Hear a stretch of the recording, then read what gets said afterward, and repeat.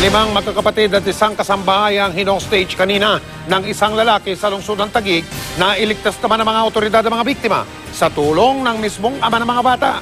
Nakatutok si Lala Roque. Nabulabog ang mga residente ng Barangay Pinagsama Phase 1 Taguig pasado alas 12 ng tanghali kanina nang rumesponde ang pinagsamang puwersa ng lokal na pamahalaan ng Taguig, Taguig PNP at SWAT. 6 na tao raw kasi ang hinostage sa bahay na ito na nasa ikatlong palapag. 4 sa kanila pawang menor de edad. Ang pinakabata, nasa 2 taong gulang. Isa sa mga bihag ang kasambahay. Ang itinuturong suspect kinilalang si JR, isa raw dayo sa lugar.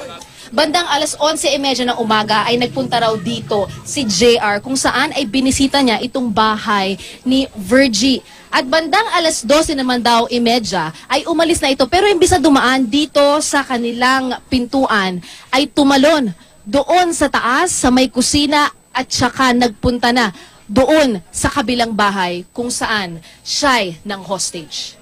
Kwento ni Virgie, mabait daw si JR pero kanina problemado raw ito. Sabi ko, bakit? Tulungan mo ako, malaking problema ko. Parang awa mo na. May humahabol sa akin, papatayin ako.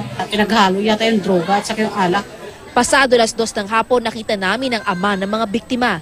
Nakailang balik sa kanilang bahay. Nakunan pa nga ng GMA News na nakikipag-usap ang ama sa hostage taker. Binigyan pa nga niya ito ng tubig.